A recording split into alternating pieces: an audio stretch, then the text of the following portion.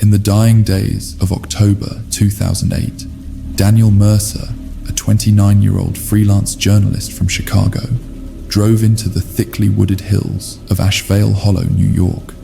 Rumors of vanished travelers, glowing windows in abandoned buildings, and a woman's scream echoing through the fog had surfaced on obscure message boards. Most shrugged them off as urban legend. But Daniel was different. Haunted by childhood nightmares and a craving for truth in the shadows, he followed every trace of the strange, the unexplained. He thought this trip would give him a career-making article. Instead, it nearly destroyed him. Ashevale Hollow wasn't marked on most modern maps. As Daniel's Jeep crept up the gravel road, the GPS failed, replaced by a cold static on the radio that rose and fell like breath. Pines arched overhead, tangled like claws, and the sky wore a permanent veil of grey. As he passed the last gas station miles before the town, a grizzled attendant stepped outside, lips chapped, eyes yellowed. "Turn around, son," the man rasped. "You don't want what's in that place. Ain't no story worth that price." Daniel offered a polite nod and kept driving, his tape recorder ready. But the deeper he went, the more unnatural the silence became. No birds, no wind, just the sound of tires on brittle leaves.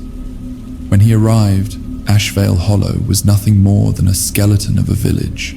Rotting cabins with boarded windows, leaning street lamps that hadn't worked in decades, and a central square overgrown with thorn bush. He checked into the Bleeding Hearth Inn, a decaying Victorian relic run by a silent woman who handed him a rusted key without a word. That night, fog wrapped the town like a shroud. Daniel wandered out after dusk, against his better judgment, following a soft flicker in the distance.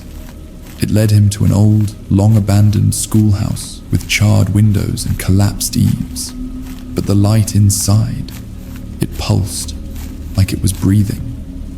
The front door groaned as he entered. Inside, the floorboards felt like they recoiled beneath his feet, and the air grew so cold his breath billowed like smoke. Symbols, twisting runes, spirals, and ancient sigils covered the walls in charcoal and what looked disturbingly like dried blood. And then the whispers began. Low at first, like the wind trying to speak, then louder, urgent. Dozens of voices speaking a language that scraped at the back of Daniel's skull. He tried to turn back, but the door slammed shut behind him. His flashlight flickered violently. The whispers lured him to the basement. The stairs creaked like bones breaking, and the deeper he descended, the thicker the air became. Wet, sour, filled with decay. In the center of the basement sat an ancient wooden chest, circled by melted candles and crimson markings. Sorry for the interruption. If you're still watching, please hit that subscribe button below. So, let's continue the video. Daniel didn't touch it, but the chest opened. A shadow rose from within. A woman, translucent yet solid in her rage, with dark, hollow eyes and a twisted smile. Her hair floated as if underwater, and around her pale neck were livid bruises shaped like rope burns. She floated toward him, arms outstretched. "You shouldn't have come here," she whispered, voice crackling like fire. "Now, you belong to me," Daniel screamed. The flashlight died. In total darkness, cold hands gripped his face, brushing his eyelids. Her voice filled his ears, chanting, shrieking, pleading. He flailed until his hand hit something solid, a moldy journal tucked beneath the chest. His fingers trembled as he flipped through it. Inside were notes from a former teacher named Evelyn Marsh, obsessed with the occult. Her final entry spoke of a failed ritual to summon protection. Something had gone wrong. Instead of a guardian spirit, she had tethered her own soul to a cursed object in the school, doomed to wander forever. An incantation was scrawled on the last page. Daniel chanted the words aloud, each syllable burning his throat. The ghost screamed, a sound like knives scraping glass, and her body fractured like porcelain, exploding into light. The basement door flew open, and Daniel escaped, gasping, sprinting back through fog that now writhed like fingers trying to pull him down.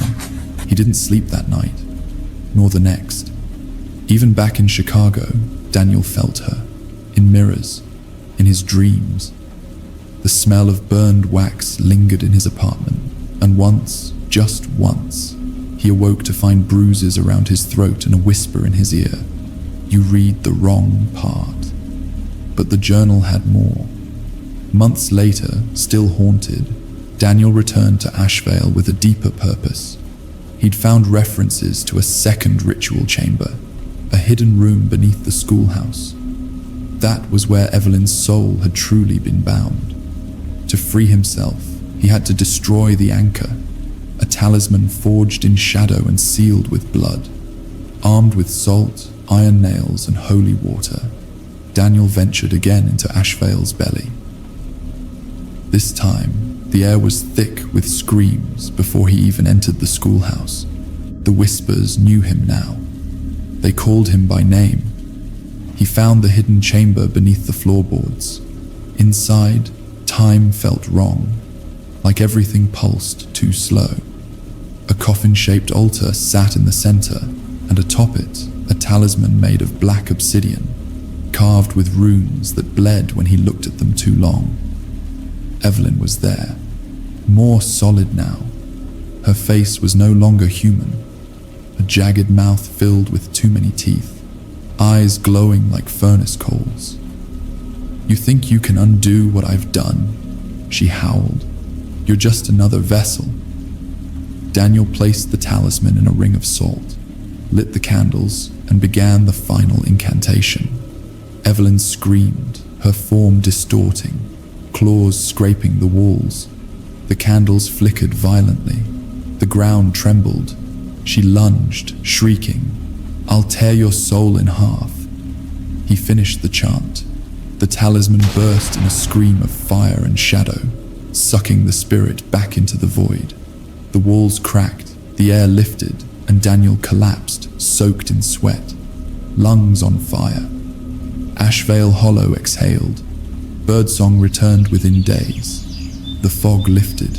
Locals started leaving their homes. The Bleeding Hearth Inn was abandoned, and the schoolhouse was torn down. Daniel wrote his article, The Curse of Ashevale Hollow, a first-hand account. It went viral, but he never sought fame, because some nights, he still hears the whispers, and sometimes, just before sleep takes him, he sees her in the mirror, Evelyn Marsh, eyes sad now, watching. You freed me, she mouths. But Daniel knows the truth. Something else came through with her, and it's still waiting. Still watching, but not subscribed. A lot of effort goes into making these videos.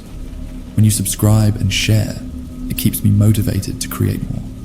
So please, make sure to subscribe.